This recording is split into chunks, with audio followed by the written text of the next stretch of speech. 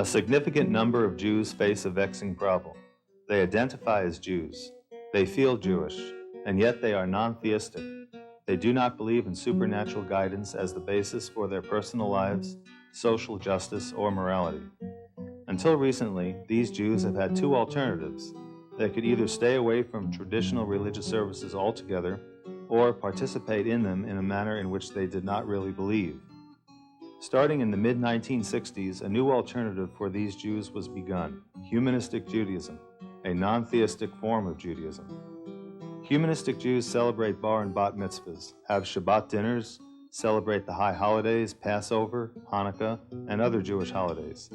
They have Jewish childhood education programs, yet these are all done in a manner which complements the humanistic sensibilities of these Jews. I am talking today with the founder of the Society for Humanistic Judaism, Rabbi Sherwin Wine. Rabbi Wine completed his rabbinical training at Hebrew Union College in Cincinnati. He was a U.S. Army chaplain in Korea, founded Temple Beth El in Windsor, Ontario, and the Birmingham Temple in Farmington Hills, Michigan, the first congregation of Humanistic Judaism, in 1963. In 1969, he founded the Society for Humanistic Judaism and has since helped start national and international organizations related to Humanistic Judaism. Rabbi Wine has written widely, including controversial works such as Humanistic Judaism and Judaism Beyond God. His latest work is Staying Sane in a Crazy World, A Guide to Rational Living. Rabbi Wine, Humanistic Judaism has sometimes been referred to as the fifth alternative in Judaism. Could you explain what that means, please? Yes. Four alternatives have emerged in the last 100 years in Jewish life. The oldest alternative, of course, is Orthodox Judaism. And then the next two that emerged in the 19th century were Reform Judaism and Conservative Judaism. And then in the early part of the 20th century, there emerged Reconstructionist Judaism. And those are four fairly familiar alternatives in Jewish life. One of the new alternatives that has emerged, but it has fairly deep roots in terms of Jewish history, but in organized form, is Humanistic Judaism. And this fifth alternative differs from the other four in the sense that it answers the basic question of philosophy or religion in a different way. And in what way is it different? Well, all Jews, all people who identify with Judaism identify with culture and civilization and historical experience and social fate of the Jewish people. But they answer, I think, a very important question maybe differently. And that question is, since religion and philosophy are concerned with solving the problems of life, that question is, where do I find the source of power to solve the problems of my life? And historically, in most cultures, the answer that emerged was that that power is to be found out there somewhere. Sometimes that power is called supernatural, sometimes it's called divine, sometimes it's just called God. And so historically, most religion has been theistic.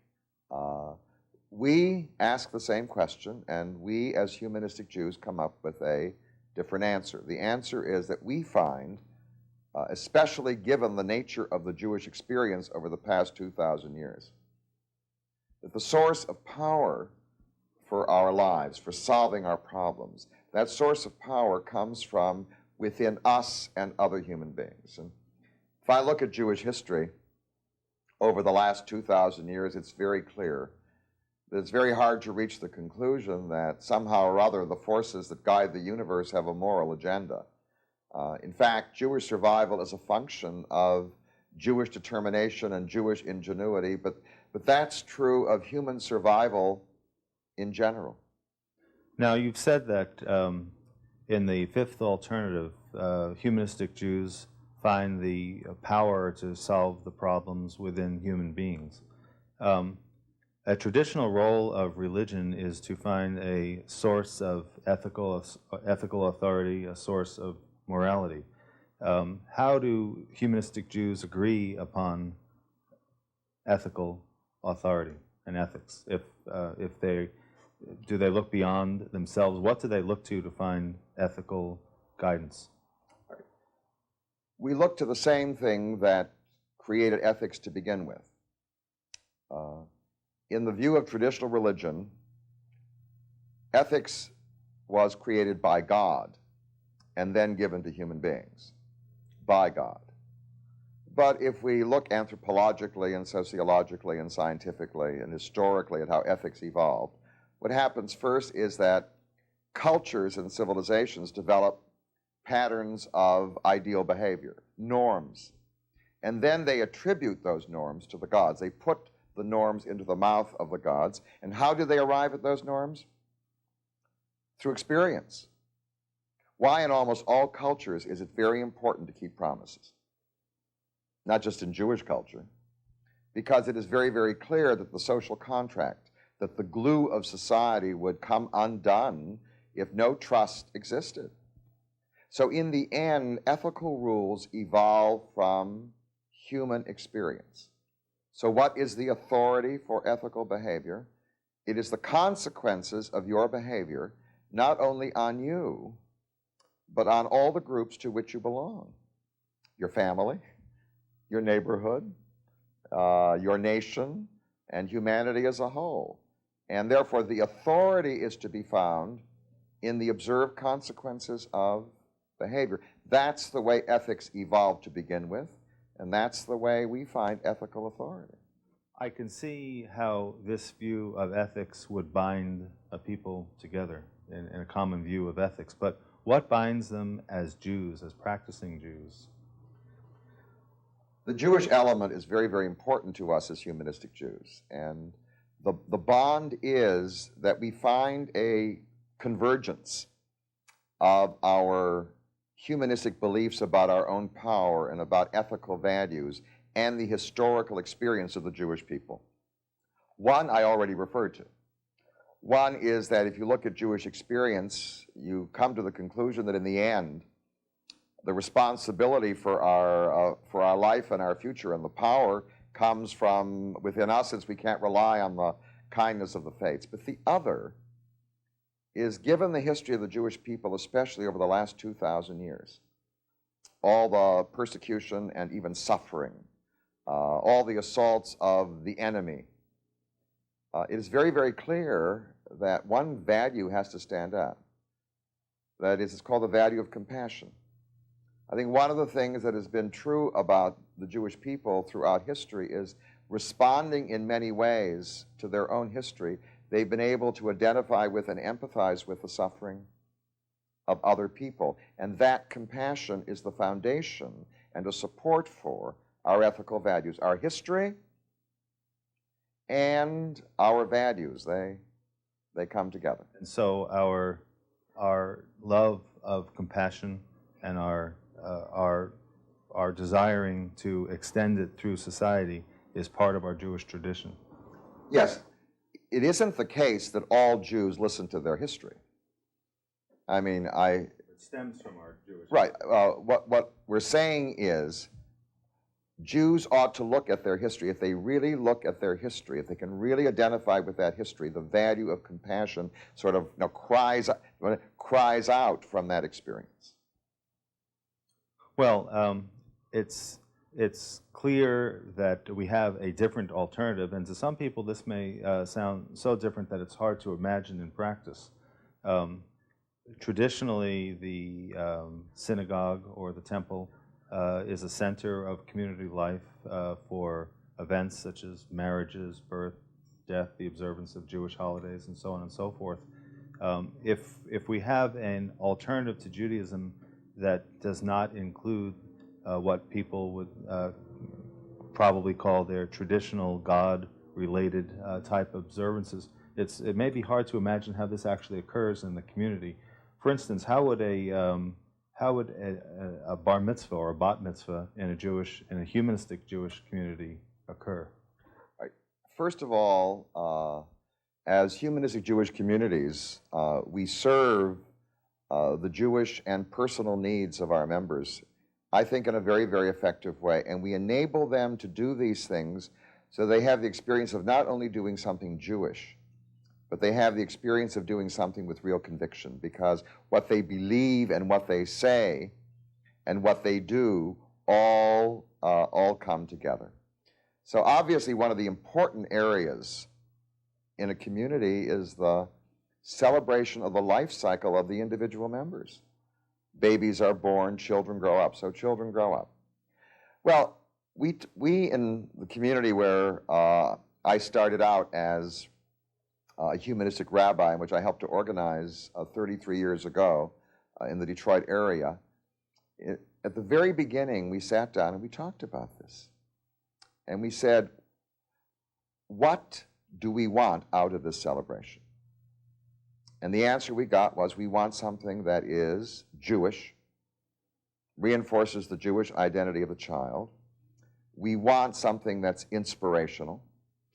And we want something that conveys to the child and to the people who celebrate the event with his child growing up, the values, the ethical values in particular, that are important to us.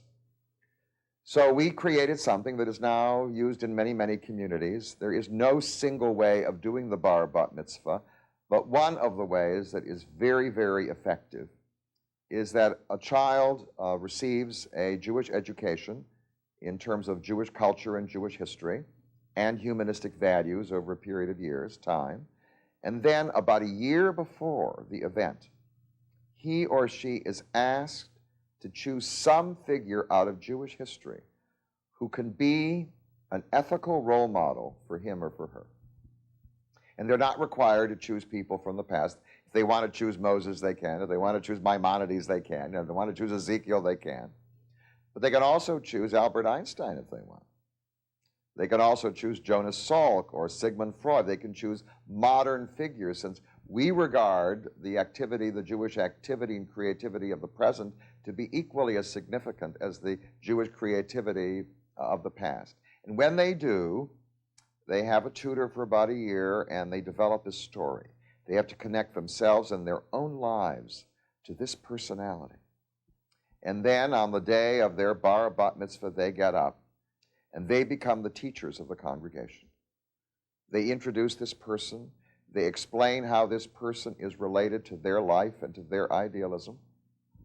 And also they put into their presentation information and learning that they have acquired about the Jewish past, including Jewish languages. There may be readings, Hebrew readings or Yiddish readings, that they would be able to incorporate into the body of their talk.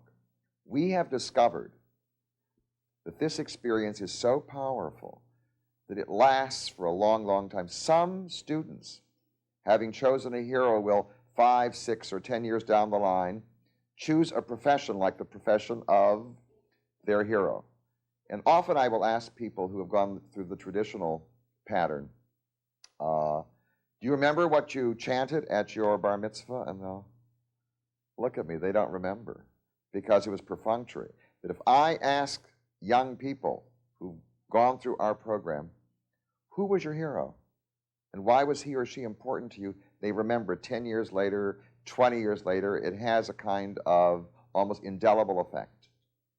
What if someone who has been disaffiliated or unaffiliated for a long period of time wants to identify as a humanistic Jew? Is there any set pattern or set of events that someone goes through to become a humanistic Jew? Well, I think what happens is that first a person hears about the opportunity. And then, having heard about the opportunity, they find the name and place of the community in their area where they can learn more about it. What happens in most communities is that when people come, they're warmly welcomed, and they can observe the celebration and ethical life of the community. In most communities, there's a kind of orientation presentation, a series of meetings where they can, in an intimate setting, discuss their own feelings and convictions and learn more about the philosophy of the community. If they discover that this is where they belong, that their conviction and their Jewish identity and their needs come together within the framework of humanistic Judaism in this community, all they need to do is to say to the community, We'd like to be part of it. And then one's education as a humanistic Jew never stops. Once you join the community, that goes on for the rest of your life. I see. What sorts of other activities does a humanistic Judaism, Jewish community or congregation participate in? What are some of the other activities that normal communities or Well, obviously, I refer to life cycle, and life cycle serving the needs. Babies are born, weddings, people unfortunately die, and we have to provide a support community for families in that case. In addition, we have a celebration life, the holidays. Humanistic Jews understand that Jewish holidays were created by the Jewish people, that they evolved over a long period of time, and they help us as Jews respond to nature, respond to the life cycle, respond also to Jewish history.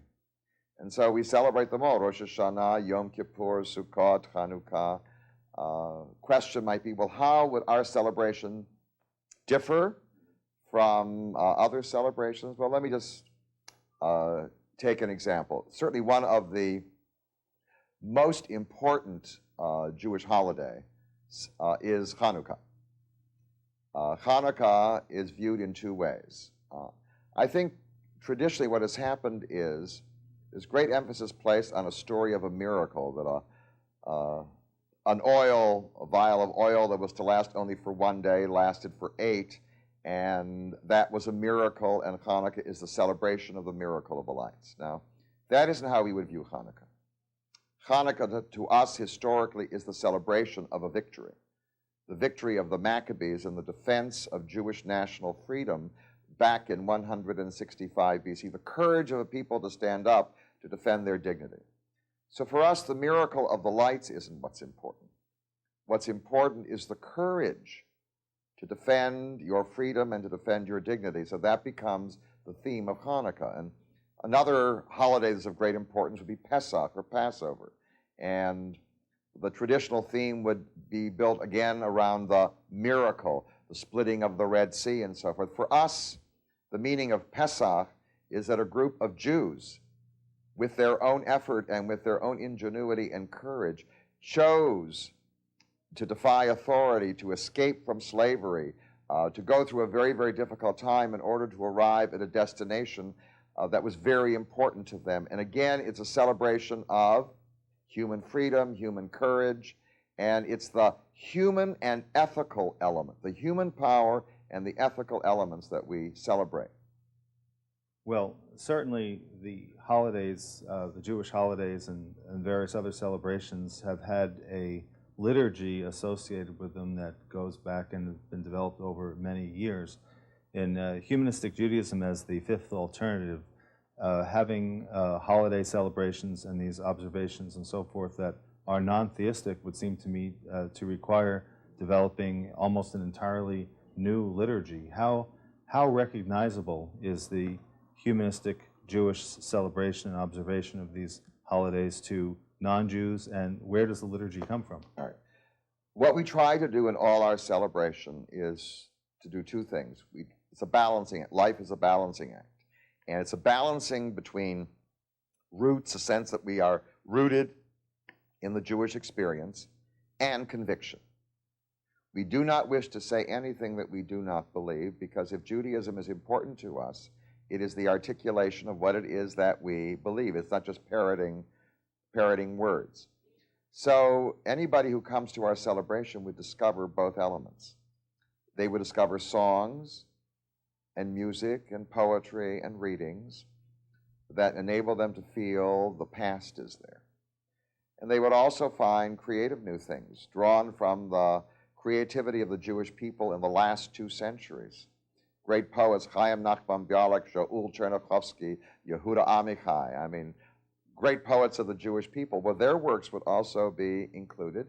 And also, members of a community would be invited to share their own creativity. So it's all put together in what I regard as a very pleasing balance, because I think the great problem in Jewish life is that often we're so tied to doing what the past did that our convictions never enter. We parrot words.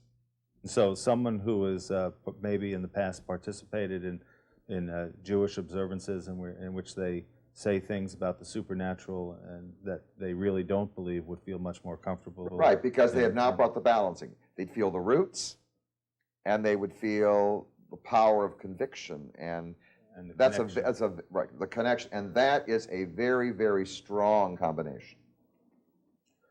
What is the place of the humanistic Jewish community, and what is its relationship to the traditional Jewish community? Well, wherever we are, we participate actively in the Jewish community. We regard ourselves as part of the Jewish people, and we share concerns and causes with all Jewish people.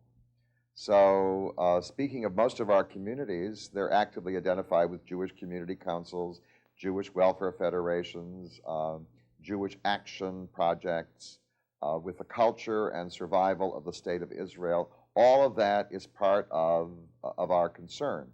And does that mean that everybody in the community always appreciates what we do? Well, the sign of a vital people, like a vital family, is that there is agreement, and there's what? There's also creative disagreement. And in fact, that tension, which we call now by the word pluralism, is something very healthy for Judaism. I hope all Jews would agree with that. Speaking about the relationship with the Jewish community, how is the movement, you've been involved with developing humanistic Judaism at an international level. I wonder if you could tell a little bit about how it is growing beyond the borders of the United States. Yes. Well, within North America, we have an organization called the Society for Humanistic Judaism, which involves some 26 congregations. And the Society for Humanistic Judaism is part of an international federation of secular humanistic Jews, which was established in 1986, and which includes 12 national organizations.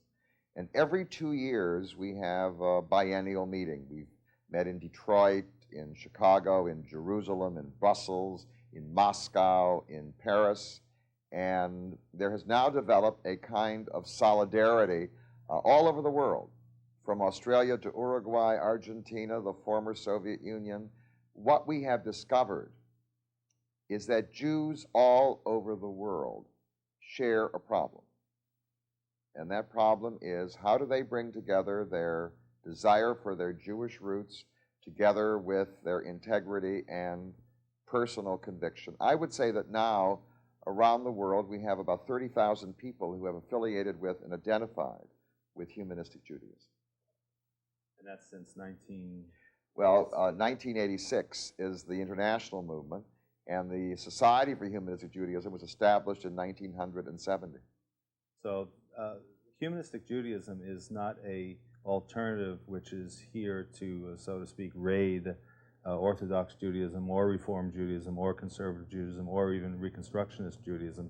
It's to a place where people who have not fit in, haven't found a niche in Judaism, can find a home. Well, our purpose, by the way, is to respect all efforts to enable Jewish people to find a comfortable place within Judaism. So we respect the efforts of Orthodox, Conservative, Reform, and Reconstructionist Judaism. What we're trying to do is to reach the large numbers of Jews who can't find a home in any one of those four alternatives. And there are thousands, literally hundreds of thousands of Jews out there who fit into that category. We are reaching out to them. And that, I think, is a very important service, not only to them, but also to the Jewish people. One of the ways that traditional religion helps people is through giving them comfort, strength, and just helping them personally. In what ways can humanistic Judaism help an individual? I think we do that in a very, very important way. We start out with the premise that most people have more power than they give themselves credit for having. And instead of having to reach out to some mysterious power out there, what they need to do is to discover the power within themselves. And one of the things that happens in our communities is that people who join us come to discover that power, both through reading and celebration and personal discussion and counseling and working together with other people. That message is there. We have a song that we sing in our own community. I'd like to give you the words. Well, if I sing it, that may terminate the program, but let me just share them with you, because in our community in particular, people look forward to singing it all the time because it embodies their experience in the community. Where is my light? My light is in me. Where is my hope? My hope is in me. Where is my strength? My strength is in me. And since we need each other, and in you. And we sing that in both Hebrew and in English. And when it's sung, you can just watch the community. They are singing their experience. Yes, I think we have a very powerful influence on people struggling to find the strength to deal with the problems of their lives. And this strength is parallel to the comfort or complements it or replaces the comfort that people get from the traditional hereafter of traditional religion? Well, I think the alternative is prayer and worship. We have celebration, but what we try to do is to let people not focus on the power out there, but to focus on the power within. And I think we have been very, very successful in helping people understand the power that is within themselves. The Society for Humanistic Judaism and its nationwide affiliate organizations believe that the essence of Jewishness may be found through the pursuit and understanding of Jewish history, culture, and traditions, placing an emphasis on humans' responsibility to shape their own destiny.